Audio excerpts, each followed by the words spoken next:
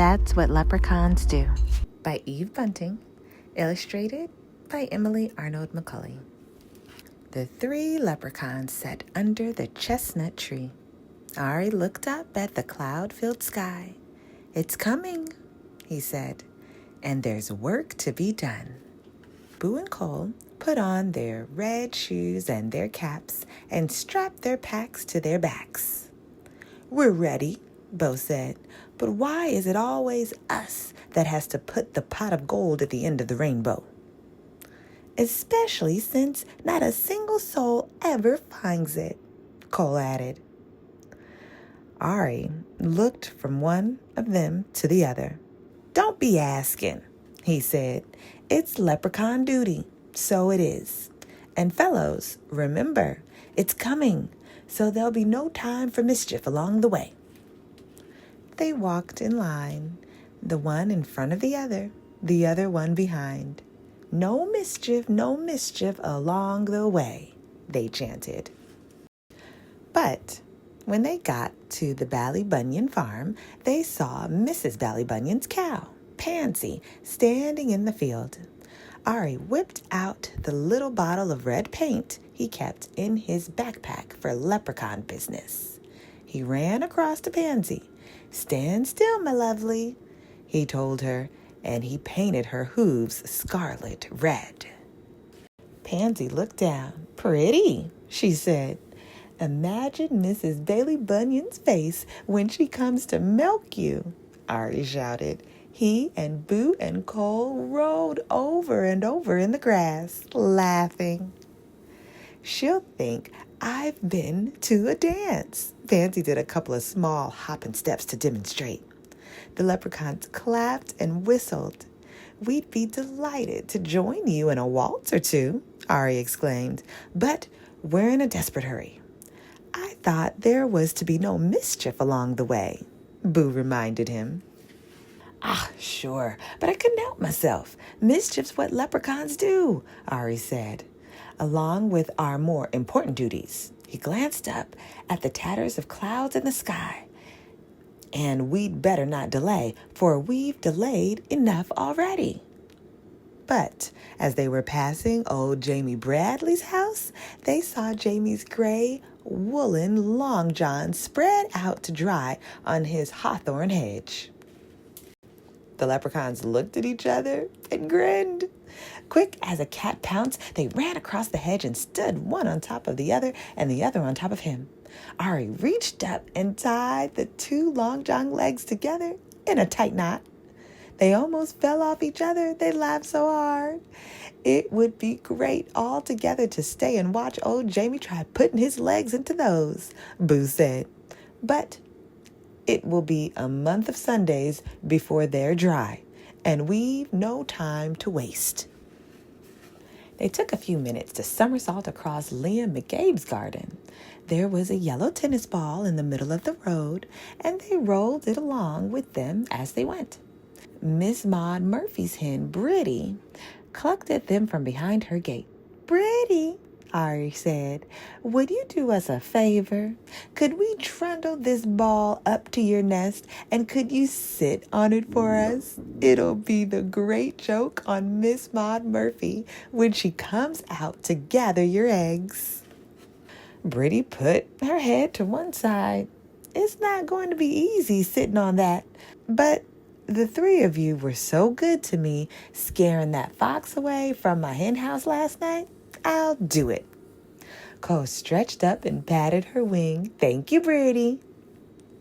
They squeezed themselves through the gate and tumbled the ball with them. Then they heaved it up to Britty's nest. She gave a trial sit on it. "I'll be sore underneath myself for a week," she grumbled. "But the thought of Miss Maud Murphy's face when she sees I've laid a yellow ball will be worth it." "Won't that beat all?" Cole gasped. "The three of you can't help making mischief, can you?" Britty asked. "That's what leprechauns do," Ari told her, "along with our more important duties." He stopped. "Is that a spitting of wet I feel?" "Tiss," Boo stared up at the sky, where the sun was flickering through the heavy clouds. A thin, cool rain had started to fall. "Hurry, hurry," Ari ordered. "It's come. We can't be late." They pulled their green slickers from their backpacks and settled their caps low to their ears. Anybody seeing them racing along the road would have taken them for 3 green leaves. But they were leprechauns, and they had work to do. "Get them out, Puyos! Get them ready," Ari said. They took their little spades from their backpacks. Then they stopped for a minute to look up at the rainbow, blue and green and yellow and pink, that was arched across half the sky. "There it is," Ari said with satisfaction. "Come on." They dashed across Pattywhacker's bog, found the place where they kept the pot of gold buried for just such a rainbow occasion, and dug it up. Ari stood in the middle of the bog. "Here," he said. The 3 of them placed the pot of glittering gold in just the right spot and watched the rainbow curve itself all the way down till it ended on top of the pot. The leprechauns settled themselves to wait. They tootled some grass stalk music, threw raindrops at each other, and ate the rose hips they'd bought for snacks. They waited long, but nobody came. Once again, nobody came. "You'd think somebody would find it," Cole complained. "Somebody will, someday," Ari said. "Maybe we should put up a sign," Boo suggested. "Pot of gold, this way." No, Ari said. "That's not how it's done. There's a bit of magic to the finding, and a bit of luck, and a bit of imagination, too. That gold's waiting for just the right person." The rain had stopped. The sun went behind the cloud. The rainbow shortened itself, then disappeared. No use waiting any longer. Cole took off his cap and wrung the wet out of it.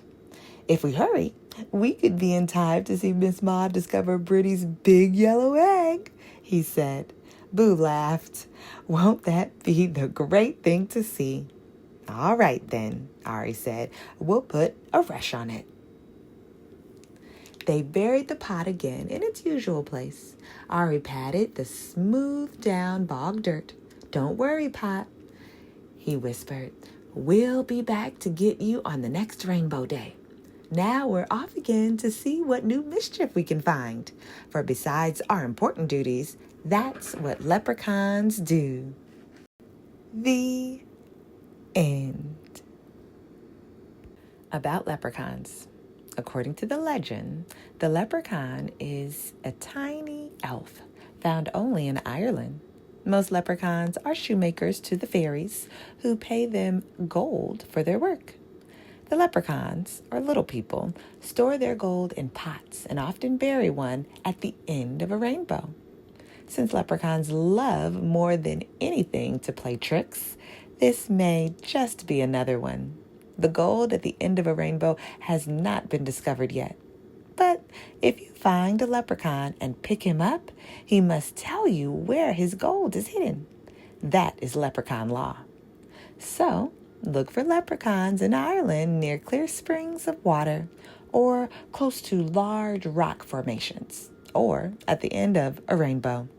Listen for the sound of tiny hammers tapping or elfin pipes piping as small voices sing a fairy song. And maybe, just maybe, you will find the leprechaun's pot of gold.